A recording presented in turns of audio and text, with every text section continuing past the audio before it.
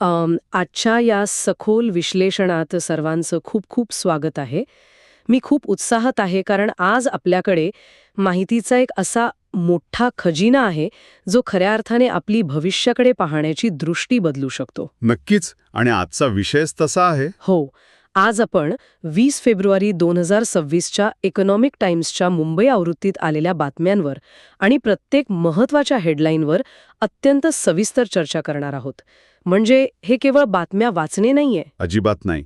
आपण त्या बातम्यांच्या मुळाशी जाणार आहोत. अगदी बरोबर. आजच्या या चर्चेचा मुख्य उद्देशच हा आहे की बातम्या केवळ काय आहेत हे न सांगता त्या आपल्या अर्थव्यवस्थेसाठी आणि एकंदरीत जगासाठी का महत्त्वाच्या आहेत हे शोधणे.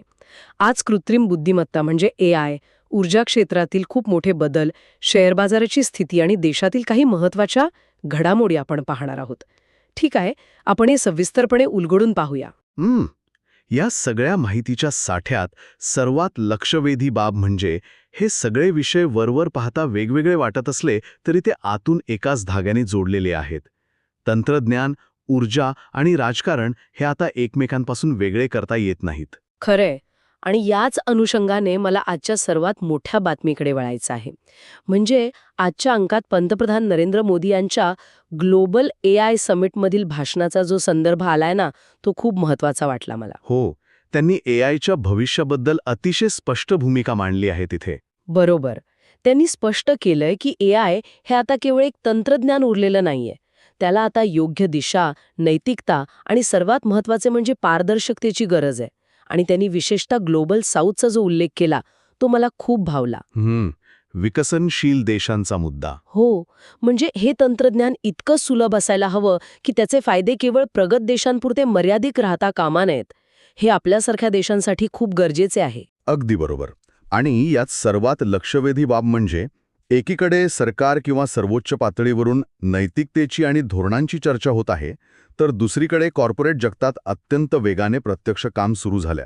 जर आपण याला व्यापक दृष्टिकोनातून जोडले तर रिलायन्सचे मुकेश अंबानी यांचे आजच्या पेपरमधील विधान खूप काही सांगून जाते. ते AI ही चैन राहिलेली नाही हे विधान ना? अगदी तेच.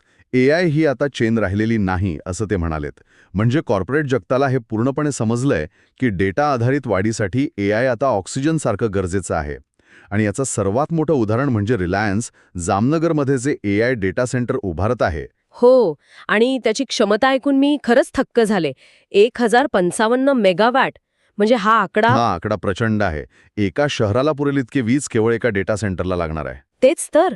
आणि केवळ महाकाय कंपन्याच नाही तर आजच्याच अंकात ॲरोबॉट नावाच्या कंपनीची एक जाहिरात आहे. ड्रोन फ्रँचायझीची बातमी. हो, म्हणजे ते चक्क व्यावसायिक वाढीसाठी AI ड्रोन फ्रँचायझीची जाहिरात करत आहेत. तंत्रज्ञान कसं थेट सामान्य उद्योजकांपर्यंत पोहोचत आहे याचं हे उत्तम उदाहरण आहे. आणि तिथेच एक मोठा विरोधाभास तयार होतो. एकीकडे आपण या अत्याधुनिक तंत्रज्ञानावर वेगाने काम करत आहोत, पण दुसरीकडे या सगळ्यासाठी लागणारी ऊर्जा आपण कुठून आणणार हा प्रश्न आहे.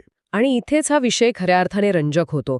कारण एका बाजूला आपला भारत 2030 पर्यंत 500 गिगावॅट नवीकरणीय ऊर्जेचे उद्दिष्ट ठेवत आहे. आजची आकडेवारी सांगते की आपली सौर ऊर्जा 132.85 गिगावॅट आणि पवन ऊर्जा 53.99 गिगावॅटवर पोहोचली आहे. हे आकडे खूपच सकारात्मक आहेत. आपण स्वच्छ ऊर्जेच्या दिशेने वेगाने पावलं टाकत आहोत यात शंका नाही. पण मग बाजारात जे घडतंय ते कसं समजून घ्यायचं? कारण शेअर बाजारात तेल उत्पादक कंपन्यांचे शेअर्स अचानक खूप वाढले आहेत. ONGCचे शेअर्स 3.6% आणि ऑइल इंडियाचे शेअर्स तब्बल 4.6% वाढले आहेत. याचं कारण पूर्णपणे जागतिक पातळीवरच्या घडामोडींमध्ये दडलेलं आहे. ब्रेंट फ्युचर्स आता $71.11 पोहोचले आहेत. म्हणजे आंतरराष्ट्रीय बाजारात कच्च्या तेलाच्या किमती वाढल्या आहेत. हो, आणि यामागे जागतिक स्तरावर तेलाच्या पुरवठ्यात अडथळा येण्याची जी भीती आहे ती कारणीभूत आहे. भूराजकीय तणाव वाढला की साहजिकच तेलाचा पुरवठा विस्कळीत होण्याची भीती बाजारात निर्माण होते. म्हणजे आपण भविष्यातील स्वच्छ ऊर्जेचं स्वप्न पाहत असलो तरी आजचं वास्तव हे कच्च्या तेलावरच अवलंबून आहे. नक्कीच. वर्तमानातील भूराजकीय वास्तव आपण नाकारू शकत नाही. आणि जोपर्यंत आपली स्वच्छ ऊर्जा 100% स्थिर होत नाही तोपर्यंत गुंतवणूकदार तेलासारख्या पारंपरिक आणि सुरक्षित पर्यायांकडेच वळणार. वित्तीय बाजारपेठांना हे वास्तव खूप चांगल्या प्रकारे माहीत असते. बाजाराच्या याच वास्तवावरून आपण आता शेअर बाजार आणि गुंतवणुकीच्या महत्त्वाच्या आकडेवारीकडे येऊया. फेब्रुवारीच्या पहिल्या पंधरवड्यात परदेशी संस्थात्मक गुंतवणूकदारांनी म्हणजे FPIsनी तब्बल 33,487 कोटी रुपयांची गुंतवणूक केली आहे. ही खूप मोठी रक्कम आहे. हो, पण यात गंमत बघा. त्यांनी एवढी गुंतवणूक केली असली तरी IT क्षेत्रातून मात्र आपले पैसे काढून घेतले आहेत. म्हणजे तिथे ते सावध आहेत. होय. आणि जागतिक पातळीवरील चित्र पाहिलं तर वॉल स्ट्रीटवरही संमिश्र परिणाम दिसत आहेत. भारताचा जो फिअर गेज आहे, ज्याला आपण VIX म्हणतो, बरोबर, तो VIX आता 13.5 वर पोचलाय. याचाच अर्थ असा की बाजारात सध्या थोडी अनिश्चितता आणि धाकधूक नक्कीच आहे. आणि म्हणूनच कदाचित युरोपमधील जे अत्यंत श्रीमंत लोक आहेत ते आता UCITS सारख्या हेज फंड्सकडे परतत आहेत. सुरक्षित गुंतवणूक शोधण्याचा हा एक मार्ग असावा. अगदी बरोबर. जेव्हा बाजारात अस्थिरता असते तेव्हा पैसा नेहमी सर्वात सुरक्षित जागा शोधतो. आणि UCITS हे अत्यंत कडक नियमांखाली चालणारे फंड्स असल्यामुळे युरोपियन गुंतवणूकदारांना ते सध्या सर्वात सुरक्षित वाटत आहेत. सुरक्षितेचा हाच मुद्दा धरून मला आजच्या एका IPO बद्दल विचारायचं आहे. आज गौडियम IVF and woman health limited या कंपनीचा IPO उघडतोय. आरोग्य क्षेत्रातील IPO. हो, त्यांचा किंमत पट्टा 75 ते 79 रुपये इतका आहे. आता IVF सारख्या उपचारांची वाढती मागणी पाहता हे खूप आकर्षक वाटतं, पण मी जेव्हा त्यांचे रिस्क फॅक्टर्स वाचले तेव्हा मला थोडं आश्चर्य वाटलं. यावरून एक अत्यंत महत्त्वाचा प्रश्न निर्माण होतो की आरोग्यासारख्या नाजूक क्षेत्रातील कंपन्यांचं मूल्यमापन करताना गुंतवणूकदारांनी नेमका कोणत्या बाबींचा विचार करावा. कारण यात त्यांनी स्वतःच नमूद केलंय की ते मोजक्याच डॉक्टरांवर अवलंबून आहेत आणि सर्वात धक्कादायक म्हणजे त्यांचा ॲट्रिशन रेट 51% इतका जास्त आहे. 51%? हा आकडा वैद्यकीय क्षेत्रात खूपच चिंतेचा विषय आहे ना, कारण निम्मे डॉक्टर किंवा तज्ज्ञ कर्मचारी संस्था सोडून जात आहेत. IVFची प्रक्रिया ही खूप भावनिक असते. रुग्णाचा एखाद्या विशिष्ट डॉक्टरवर विश्वास बसलेला असतो. नक्कीच. जर डॉक्टरच सोडून गेले तर व्यवसायाचा मूळ पायाच हलतो. गुंतवणूकदारांनी केवळ नफ्याचे आकडे न पाहता अशा प्रकारच्या जोखमीचाही विचार करणं गरजेचे आहे. खरंय. आपण आता थोडं आर्थिक बाजारातून बाहेर पडून देशातील काही महत्त्वाच्या राजकीय आणि न्यायव्यवस्थेतील घडामोडींकडे वळूया. आणि इथे मला स्पष्ट करायला आवडेल की आपण या बातम्यांकडे पूर्णपणे तटस्थ भूमिकेतून पाहणार आहोत. बरोबर. केवळ बातमीतील तथ्य आपण समजून घेऊया. तर पहिली बातमी आहे की ईडीने सर्वोच्च न्यायालयाकडे बंगालच्या मुख्यमंत्र्यांच्या IPAC प्रकरणाची CBI चौकशी करण्याची मागणी केली आहे. तपास यंत्रणा कशा प्रकारे काम करत आहेत आणि कायदेशीर प्रक्रिया कशी पुढे जात आहे याचं हे एक ठळक उदाहरण आहे. आणि दुसरी एक अतिशय महत्त्वाची कायदेशीर घडामोड म्हणजे सर्वोच्च न्यायालयाने निवडणुकीपूर्वी दिल्या जाणाऱ्या मोफत आश्वासनांवर घेतलेली कडक भूमिका. हो, न्यायालयाने याला थेट तुष्टीकरण म्हटलं आहे. हे आर्थिक शिस्तीच्या दृष्टीने खूप महत्त्वाचं पाऊल आहे. राजकारणात कोणतीही बाजू असली तरी अर्थव्यवस्थेवर अशा मोफत आश्वासनांचा दीर्घकालीन ताण पडतो हे नाकारता येत नाही. नक्कीच. आणि आता या थोड्या गंभीर विषयांनंतर मला समाजातील एक वेगळाच प्रवाह श्रोत्यांसमोर मांडायला आवडेल. कारण अर्थव्यवस्था फक्त शेअर बाजार किंवा धोरणांवर चालत नाही, ती लोकांच्या बदलत्या जीवनशैलीवरही अवलंबून असते. समाजाचा उच्चभ्रू वर्गाचा कल कसा बदलतोय हा खूप हंजक विषय आहे. हो ना. आज पेपरमध्ये बातमी आहे की एअरबस कंपनी भारतात 1000 पेक्षा जास्त हेलिकॉप्टर्सची बाजारपेठ पाहताय. म्हणजे खासगी हेलिकॉप्टरचा वापर वाढतोय. आणि त्याचबरोबर नवी दिल्लीत 24 ते 25 जून 2026ला 11वा आंतरराष्ट्रीय पोलीस एक्स्पो होणार आहे.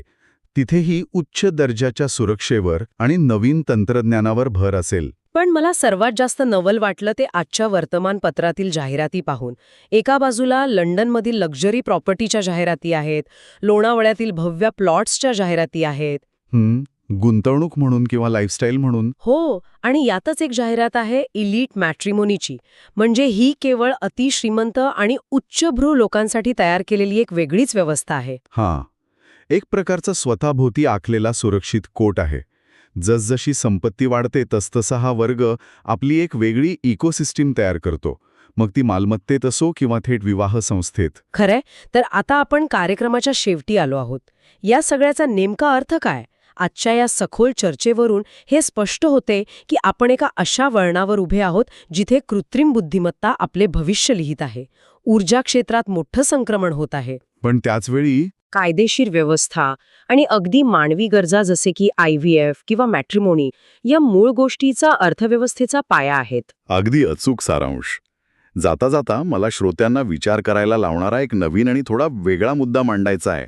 आपण सुरुवातीला AIची चर्चा केली. हो, आपण सध्या AI कडून सर्व कामे करून घेण्याच्या दिशेने अतिशय वेगाने वाटचाल करत आहोत.